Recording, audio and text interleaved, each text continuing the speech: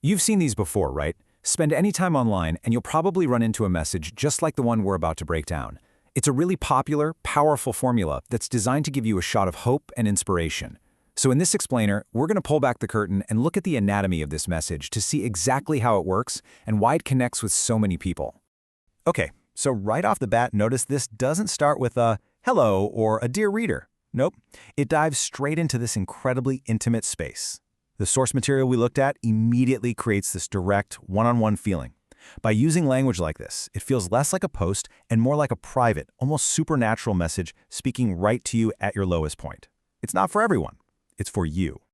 So what's this whole thing built on? Well, the foundation is all about addressing a feeling that is just so universal. The feeling of being alone, totally overwhelmed, and maybe even forgotten. It zeroes in on a problem that millions of us feel every single day, and that creates this powerful emotional hook. It's setting the stage perfectly to then offer a solution.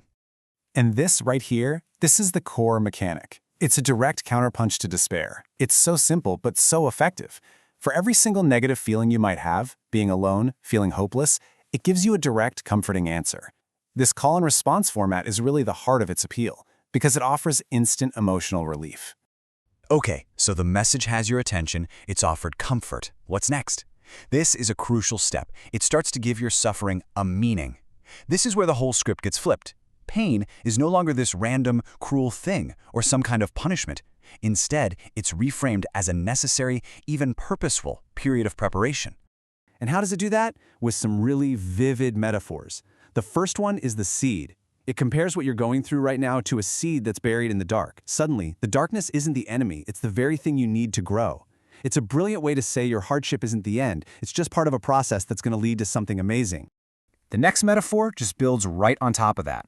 It says, your time spent waiting, feeling stuck, is like digging the foundation for a house. It's messy, it's hard work, nobody sees it, but it is absolutely essential if you want to build a blessing, a metaphorical house that's going to be strong enough to last. It turns passive waiting into active, important work.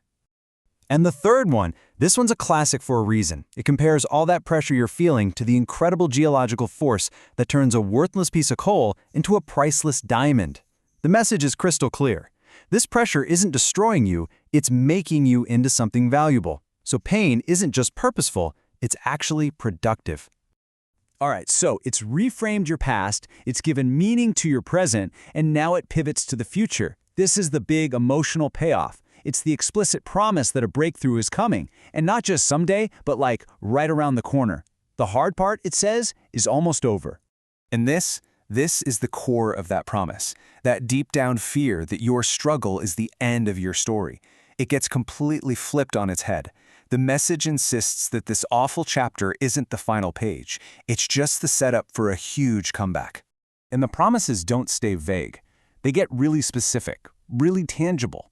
The source starts listing these concrete, life-changing things that are supposedly about to happen. This creates a real, palpable sense of excitement and hope. It moves you from just a feeling to an expectation of real-world change. But right here, the message makes a really critical turn. Just when you think you can sit back and wait for all this good stuff, it flips the script. It pivots from you being a passive receiver of this blessing to you having an active, decisive role. It argues that unlocking this breakthrough, well, that's up to you. It requires a conscious choice. And that choice is framed as this epic battle going on inside your own head. There are two competing voices. There's the voice of fear, of doubt, the one that tells you you're not good enough, the lies. And then there's the voice of faith, of purpose, of self-worth, the truth. This internalizes the whole conflict and, weirdly, makes you feel more powerful. This quote just hammers that point home, doesn't it? It makes it clear that your own choice is the key that turns the lock. Your entire reality, it's arguing, comes down to which of these internal stories you choose to listen to. So it's not about waiting anymore, it's about choosing. So, you have to choose. But how? Well, the final part of the message doesn't leave you hanging. It gives you an actual toolkit. It lays out these specific, daily things you can do to strengthen that voice of truth and, hopefully, bring that promised breakthrough into your life. And this is where it stops being just a nice idea and becomes a concrete plan. It's not just about thinking different thoughts, it's about doing different things.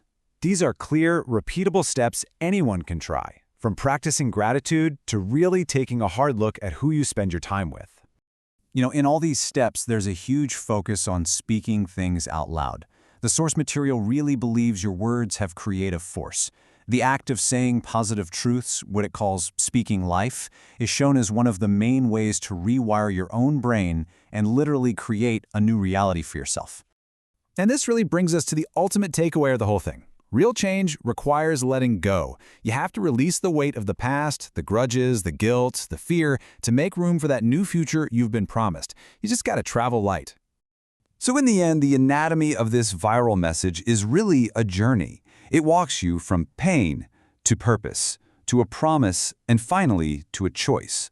It all boils down to the power of perspective, which leaves us with a final thought to chew on. What perspective is shaping your reality today?